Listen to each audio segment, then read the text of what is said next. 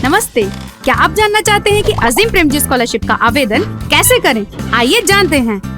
कृपया ध्यान दें, स्कॉलरशिप के लिए आवेदन सिर्फ स्कॉलरशिप पोर्टल पर ही किया जा सकता है, जो यहाँ दिया हुआ है। स्कॉलरशिप आवेदन की प्रक्रिया में 3 चरण होते हैं। पहला चरण, अपनी योग्यता चेक कर लें, अपने मोबाइल नंबर से रजिस्टर करें और लॉग इन करें। दूसरा चरण, सभी जरूरी ओरिजिनल दस्तावेज अपलोड करें। कुल 6 दस्तावेज चाहिए। हाल ही में खिंचवाया गया पासपोर्ट साइज फोटो, अपना आधार कार्ड, कक्षा 10 और कक्षा 12 की ओरिजिनल मार्कशीट, कॉलेज में प्रवेश का बोनाफाइड सर्टिफिकेट या कॉलेज की ट्यूशन फीस रसीद, अपना बैंक पासबुक या पिछले 1 महीने का बैंक स्टेटमेंट।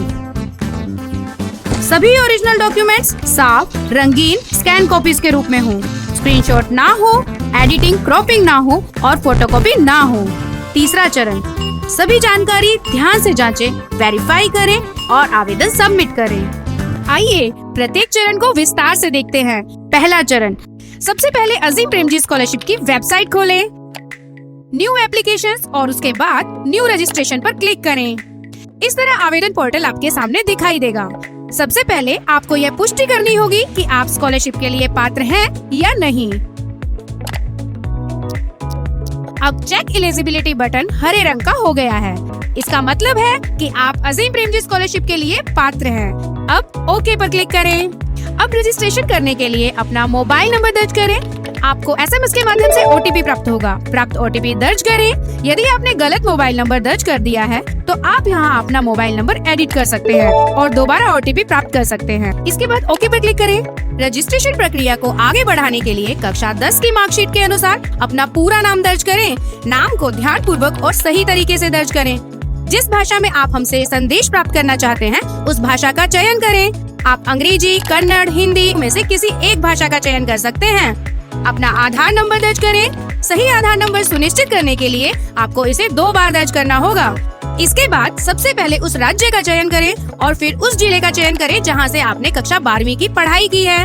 अब आपको एक पासवर्ड बनाना होगा। पासवर्ड में कम से कम एक कैपिटल लेटर, एक स्मॉल लेटर और एक नंबर होना चाहिए और यह पासवर्ड कम से कम 8 अक्षर का होना चाहिए। इसके बाद वही पासवर्ड दोबारा दर्ज करें। आपने जो पासवर्ड बनाया है उसे देखने के लिए यहाँ दिए गए छोटे आई बटन का उपयोग कर सकते हैं। आवेदन के लिए आप अपनी जानकारी साझा कर रहे हैं, इसकी सहमति के लिए दिए गए बॉक्स पर क्लिक करें। इसके बाद कंफर्म पर क्लिक करें। आपका यूजर नेम आपके मोबाइल नंबर पर SMS के माध्यम से प्राप्त होगा। यह यूजर नेम आपके फेसबुक या इंस्टाग्राम अकाउंट पर दिए गए यूजर नेम की तरह ही होता है।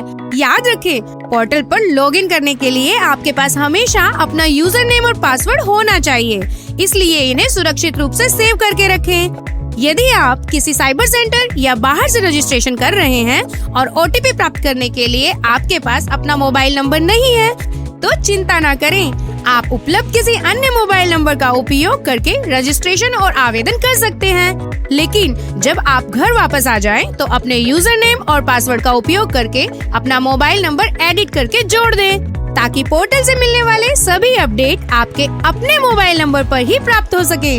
अब से पोर्टल पर लॉगिन करने के लिए आपको इसी यूजर नेम और पासवर्ड का उपयोग करना होगा। आवेदन की प्रक्रिया शुरू करने के लिए प्रोसीड पर क्लिक करें। यहाँ आपको अपनी बुनियादी जानकारी दर्ज करनी होगी। स्क्रीन के ऊपर दाईं ओर आप पोर्टल की भाषा बदल सकते हैं। आपका पूरा नाम पहले से दर्ज होगा। अब अपनी जन्म तिथि दर्ज करें और जेंडर में फीमेल चुनें। यदि आपके पास ईमेल आईडी है तो उसे दर्ज करें। अपने पिता, माता या अभिभावक का नाम दर्ज करें। यह नाम आपके आधार कार्ड या मार्कशीट में दिए गए नाम के ही समान होना चाहिए। अपना राज्य और जिला चुनें। अपना पूरा पता और पिन कोड दर्ज करें। इसके बाद सेव पर क्लिक करें। दूसरा चरण, दस्तावेज अपलोड करना। दस्तावेज अपलोड करने के लिए क्रिएट न्यू एप्लीकेशन पर क्लिक करें। अब आपको वे सभी दस्तावेज अपलोड करने होंगे जिनके बारे में हमने पहले बताया था। प्रत्येक दस्तावेज के लिए दिए गए दिशा निर्देशों को ध्यान पूर्वक पढ़ें। दिए गए सैंपल को ध्यान से देखें। आपका दस्तावेज भी यहाँ दिखाए गए सैंपल दस्तावेज जैसा होना चाहिए। अब अपनी पासपोर्ट साइज फोटो और आधार कार्ड अपलोड करें।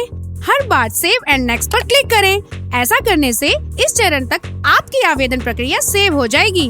इस दौरान यदि आप अपना आवेदन तुरंत पूरा नहीं कर पाती हैं, तो आप बाद में भी पोर्टल पर लॉगिन करके आवेदन प्रक्रिया को वहीं से पूरा कर सकती हैं। सही बैंक विवरण जमा करना। अपनी पासबुक या बैंक अकाउंट स्टेटमेंट के अनुसार अपने बैंक का विवरण दर्ज करें। अपना नाम, अपने पिता, माता या अभिभावक का नाम दर्ज करें जैसा आपने पहले किया था और IFSC कोड दर्ज करें। जैसे ही आप IFSC कोड दर्ज करेंगी, आपके बैंक का नाम, ब्रांच और जिले का नाम अपने आप दिखाई देगा। यह जानकारी सही है या नहीं, इसे ध्यान पूर्वक जाँच लें। याद रखें, सही अकाउंट नंबर और IFSC कोड दर्ज करने की जिम्मेदारी आपकी ही है। अब अपनी पासबुक की फोटो या बैंक अकाउंट स्टेटमेंट अपलोड करें। यदि आपको यहाँ सक्सेसफुल मैसेज दिखाई देता है, तो इसका मतलब है कि आपके द्वारा दिया गया बैंक विवरण सही है।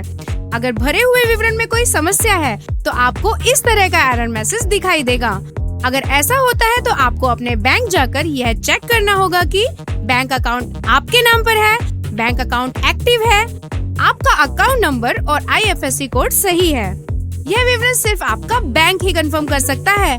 ऐसे में सबसे ठीक यह रहेगा कि आप अपने बैंक से प्राप्त पिछले 1 महीने का अकाउंट स्टेटमेंट अपलोड करें। इससे यह सुनिश्चित होगा कि आपके बैंक खाते की सभी जानकारी अपडेटेड है और आपका अकाउंट एक्टिव है। मार्कशीट अपलोड करना। अपनी कक्षा 10 की मार्कशीट के अनुसार पास होने का वर्ष, राज्य, जिला, स्कूल का नाम और शिक्षा का माध्यम दर्ज करें। यदि आपके स्कूल का नाम सूची में नहीं है, तो अपने स्कूल का UDICE कोड दर्ज करें। कक्षा 10 की मार्कशीट अपलोड करें। कक्षा 12वीं की मार्कशीट के लिए भी यही प्रक्रिया दोहराएं। आपकी कक्षा 10 और कक्षा 12 की मार्कशीट यहाँ दिखाए गए सैंपल दस्तावेज जैसी होनी चाहिए। अपने राज्य की सैंपल मार्कशीट देखने के लिए आप अपने राज्य का चयन कर सकती हैं। एडमिशन प्रूफ अपलोड करना। जिस राज्य में आप पढ़ाई कर रही हैं, उस राज्य का नाम, जिला, कॉलेज का नाम, कोर्स का नाम, कोर्स की अवधि, कोर्स शुरू होने की तारीख और वर्तमान में आप किस वर्ष में पढ़ रही हैं, ये सभी जानकारी दर्ज करें। ध्यान रखें, चाहे आपकी ट्यूशन फीस रसीद हो या बोनाफाइड सर्टिफिकेट हो, उस दस्तावेज में यहाँ दर्ज की गई सभी संबंधित जानकारी होनी चाहिए। दस्तावेज स्पष्ट और रंगीन होना चाहिए, कोई भी एडिटिंग नहीं होनी चाहिए और संबंधित अधिकारी की सील एवं हस्ताक्षर होने चाहिए। अपना आवेदन जमा करना। सहमति वाले फॉर्म पर टिक करें और I agree एंड सबमिट पर क्लिक करें। इसके बाद आपको अपने द्वारा अपलोड किए गए प्रत्येक दस्तावेज का प्रीव्यू करना होगा। सुनिश्चित करें कि सभी दस्तावेज आपके अपने हैं और मूल दस्तावेज की स्कैन की हुई कॉपी है। जांच लें कि सभी दस्तावेज स्पष्ट हैं, ब्लैक एंड व्हाइट नहीं है और उनमें किसी भी प्रकार की एडिटिंग नहीं की गई है। जमा करने के बाद आपको एक्नॉलेजमेंट प्राप्त होगा। इसका प्रिंट आउट निकालकर सुरक्षित रखें। विंडो खुली रहने तक आप अपने फॉर्म में किसी भी समय बदलाव कर सकती हैं। उदाहरण के लिए, यदि आपको लगता है कि आपका बैंक प्रूफ सही नहीं है, तो आप दोबारा लॉगिन कर सकते हैं। संबंधित दस्तावेज को सेलेक्ट करके उसे डिलीट करके और दोबारा अपलोड कर सकते हैं। इसके बाद आपको सभी दस्तावेजों को फिर से प्रीव्यू करना होगा, फिर सबमिट करके एक्नॉलेजमेंट प्राप्त करें। आपका आवेदन तभी जमा माना जाएगा जब आप यह प्रक्रिया पूरी करेंगी। यदि आप केवल दस्तावेज अपलोड करके लॉग आउट कर देती हैं, तो आपका आवेदन ड्राफ्ट स्टेज में रहेगा और हमें आपका आवेदन प्राप्त नहीं होगा। एक बार आवेदन की अंतिम तिथि समाप्त हो जाने के बाद आप अपने आवेदन में कोई बदलाव नहीं कर सकती हैं। क्या आपने अपना आवेदन सफलतापूर्वक जमा कर दिया है? बहुत बढ़िया। अब बस ये सुनिश्चित करें कि एक्नॉलेजमेंट का प्रिंट आउट अपने पास सुरक्षित रखें, अपना एप्लीकेशन ID, यूजर नेम और पासवर्ड सुरक्षित रखें, अपना मोबाइल नंबर अपडेट करें ताकि पोर्टल पर अपना मोबाइल नंबर रजिस्टर्ड हो और आपको सभी अपडेट अपने नंबर पर प्राप्त हो सकें। किसी भी प्रश्न या सहायता के लिए आप हमारी व्हाट्सएप हेल्पलाइन से संपर्क कर सकती हैं। इसके लिए आप पोर्टल पर दिए गए व्हाट्सएप आइकन पर क्लिक कर सकती हैं या अपने मोबाइल फोन से इस नंबर पर मैसेज कर सकती हैं। सभी अपडेट प्राप्त करने के लिए हमारे YouTube चैनल और Instagram को फॉलो करें।